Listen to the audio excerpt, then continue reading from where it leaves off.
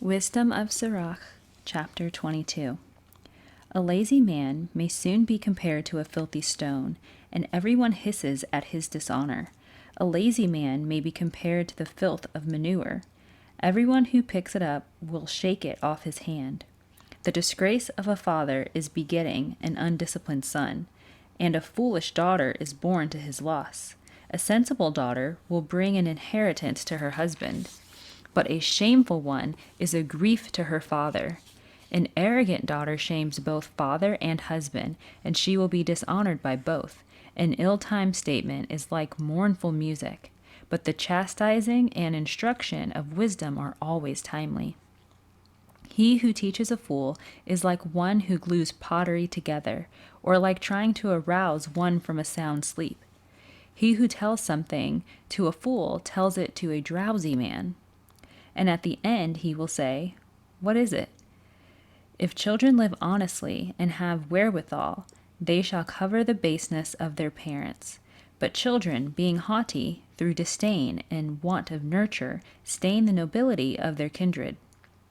Weep for a dead man, for he left the light behind, but weep over a fool, for he left intelligence behind. Weep gladly for a dead man, because he is at rest, but the life of the fool is worse than death. Mourning for a dead man lasts 7 days, but mourning for a fool or an ungodly man lasts all his life. Do not hold a conversation with a fool, and do not visit with a senseless man. Beware of him, so as to avoid trouble, and you will not be defiled when he shakes himself off. Stay away from him, and you will find rest, and not be exhausted by his insanity. What will be heavier than lead? And what will be his name but fool?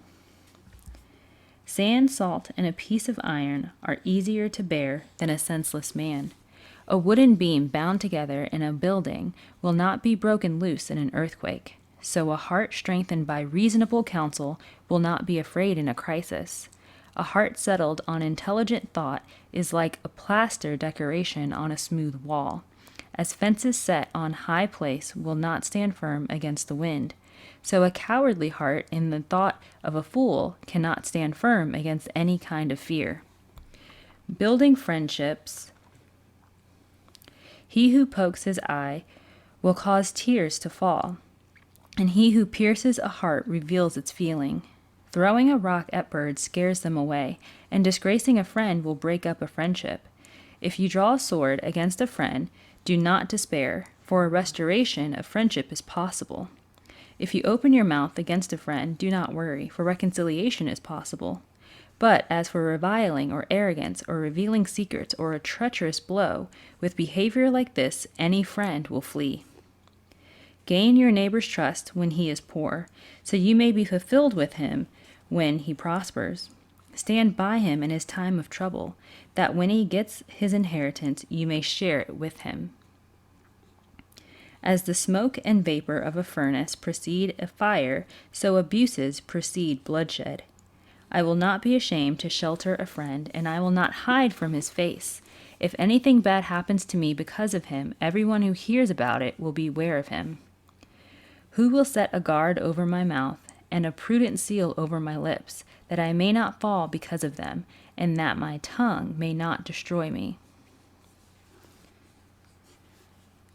Wisdom of SIRACH, Chapter 23.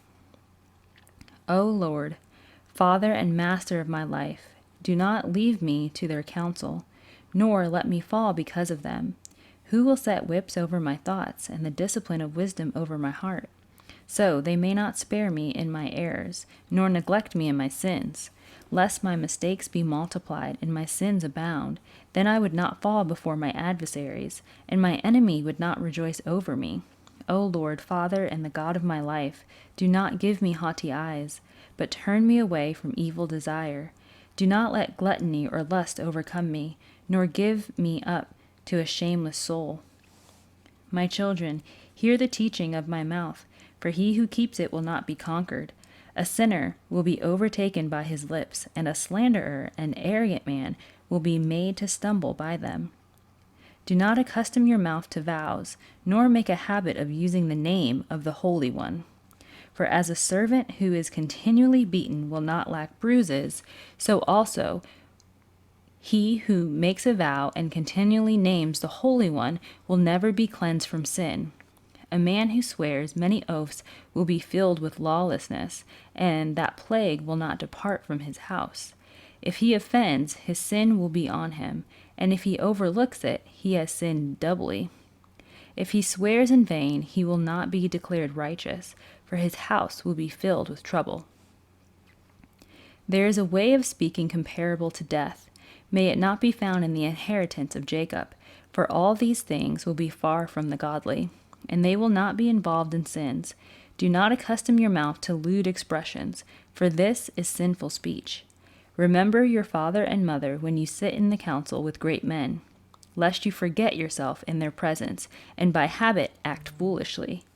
Then you will wish you had never been born, and you will curse the day of your birth. A man accustomed to abusive words will never discipline himself as long as he lives. 2 kinds of men multiply sins, and a third kind will bring down wrath. A soul heated like a burning fire will not be quenched until it is consumed. A man whose whole body is given to fornication will not cease until the fire burns out. To a man who is a fornicator, all bread is sweet. He will not grow weary until he dies. The man who transgresses against his marriage bed says to himself, "Who sees me?" Darkness encircles me. The walls of my house hide me, and no one sees me. Why should I be afraid? The Most High will not remember my sins. His fear is the eyes of men, yet he does not know that the eyes of the Lord are 10,000 times brighter than the sun, and look upon all the ways of men, and observe even the secret places. Before all things were created, everything was known to him, and the end of all things is also known to him. This adulterer will be punished in the city streets, and where he does not suspect it, he will be seized. So also the woman who forsook her husband and brought in an heir by another man, for she first disobeyed the law of the Most High, and second, she transgressed against her husband, and third, in her fornication she committed adultery and bore children by a stranger. She will be brought before the assembly, and there shall be a visitation of her children. Her children will not take root, and her branches will not bear fruit. She will leave behind her memory as a curse, and her disgrace will not be blotted out. Those left behind will know there is nothing better than the fear of the Lord, and there is nothing sweeter than to give heed to the Lord's commandments. Wisdom of SIRACH, chapter 24. Wisdom will praise herself, and in the midst of her people she will boast. In the assembly of the Most High she will open her mouth, and boast in the presence of his host. I came forth from the mouth of the Most High, and covered the earth like a mist. I pitched my tent in the high places, and my throne on the pillar of the cloud. I alone encircle the ring of heaven, and I walk in the depth of the abyss. In the waves of the sea, in all the earth, and in every people and nation, I have gained a possession. With all these I have sought a place to rest. In what inheritance will I lodge? Then the Creator of all things commanded me, and he who created me gave me a place to live. He said, "Pitch your tent in Jacob, and receive an inheritance in Israel." Before the age he created me from the beginning, and in the age to come I will not cease. I serve before him in his holy tabernacle. Therefore I am established in Zion. In the beloved city likewise he gives me rest, and my authority is in Jerusalem. I am firmly rooted among an honored people, among the Lord's portion, his inheritance. Like a cedar tree, I was raised on high in Lebanon, like a cypress tree in the mountains of Hermon. I was exalted like a palm tree in En-gedi, and like rose bushes in Jericho. I was exalted like a beautiful olive tree in the plain, and grew tall like a plane tree. I gave forth the fragrance of aromatic spices, like cinnamon and camel thorn, and I spread a fragrance like choice myrrh, and like galbanum onyx, and oil of myrrh, and like the fragrance of frankincense in the tabernacle.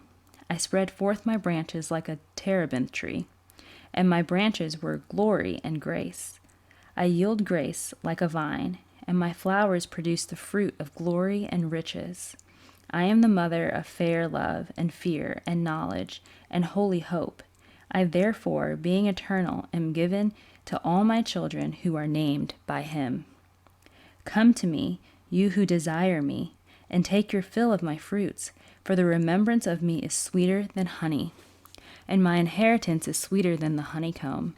Those who eat me will hunger for more, and those who drink me will thirst for more. He who obeys me will not be put to shame, and those who work with me will not sin.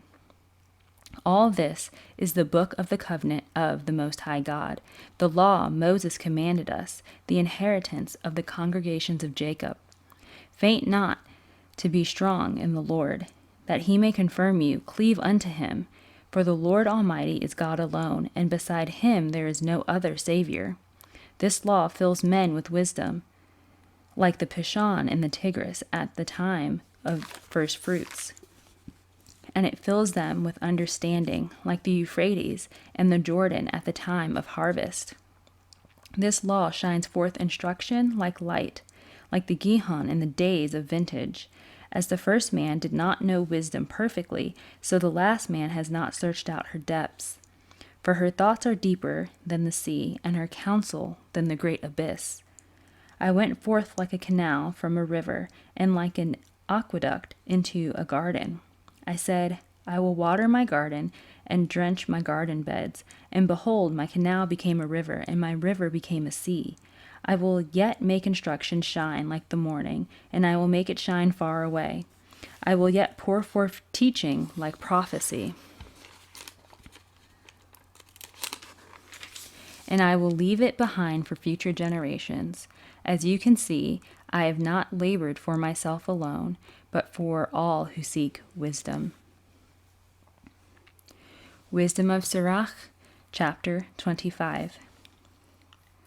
There are 3 things beautiful to see, and they are beautiful before the Lord and men: the harmony of brothers, friendship between neighbors, and a wife and husband well adjusted together. My soul hates 3 kinds of men, and I am very offended with their lifestyle: a beggar who is arrogant, a rich man who is a liar, and an old man who is an adulterer and lacks understanding. If you have gathered nothing in your youth, how can you find anything in your old age? Judgment is like beauty and gray hair, and in elders it is to know counsel. Wisdom is like the beauty of old men, and in those who are glorious it is understanding and counsel. The crown of old men is great experience, for their boast is the fear of the Lord. In my heart I have blessed 9 suppositions, and I will mention a 10th. A father who delights in his children, a man who lives to see the downfall of his enemies, a husband who is blessed to live with an understanding wife, a man who does not slip with his tongue, a man who has not served a man less worthy than himself, a man who is blessed to find discernment, a man who is blessed to speak to ears that listen, and a man who has found wisdom. How blessed is he! But there is no one greater than a man who fears the Lord. The fear of the Lord is more important than anything. To what will it be compared? Any wound, but not a wound of the heart. Any evil, but not an evil wife. Any misery, but not the misery of those who hate me. Any vengeance, but not the vengeance of enemies. There is no head worse than the head of a snake, and there is no anger worse than the anger of an enemy. I would rather live with a lion or a snake than with an evil wife. The evil of a wife changes her appearance, and darkens her face like that of a bear. Her husband will go to his neighbors for meals, and he sighs bitterly and involuntarily. Any evil is small compared to the evil of a wife. May the portion of a sinner fall upon her.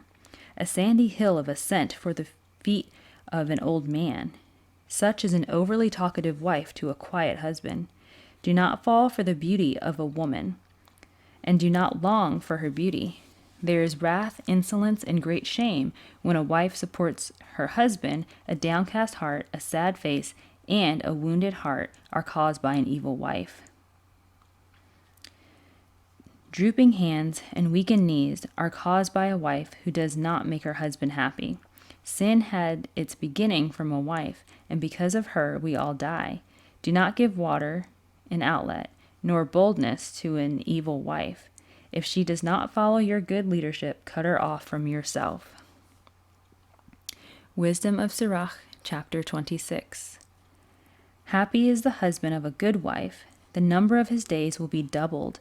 A courageous wife makes her husband glad, and his years will be full of peace. A good wife is a good portion, and she will be given in the portion of those who fear the Lord. The good heart of a rich or a poor man is cheerful face at all times. My heart fears because of 3 things, and I pray to God concerning a 4th: the slander of a city, the gathering of a mob, and a false accusation. All these are worse than death. There is also pain of heart and sorrow when a wife is jealous over another woman. And a tongue lashing makes it known to all. An evil wife is like an ox yoke that shakes to and fro, and to take hold of her is like grabbing a scorpion. A drunken wife is very wrathful, and she will not conceal her shame. The fornication of a wife will be known by her haughty looks and her eyelids. Keep strong, watch over a headstrong daughter, lest she find some liberty and make the most of it. Be on guard against her shameless eye, and do not be amazed if she trespasses against you. Her mouth will open like a thirsty traveler's, and drink from any water nearby. She will sit down before every tent peg and open her quiver to any arrow. A wife's grace will delight her husband, and her skill will put fat on his bones. A silent wife is a gift from the Lord, and there is nothing worth as much as a disciplined soul. A modest wife is blessing upon blessing, and there is no scale adequate to weigh a self-controlled soul. Like the sun rising in the Lord's heaven is the beauty of a good wife in the ordering of her house.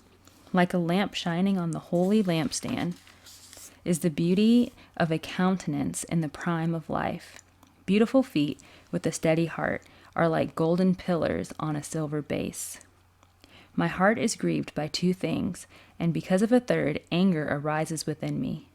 A man of war and want because of poverty, men of intelligence who suffer contempt, and a man who turns back from righteousness to sin. The Lord will prepare this one for the sword. With difficulty a merchant will deliver himself from wrongdoing, and a peddler will not be acquitted from sin.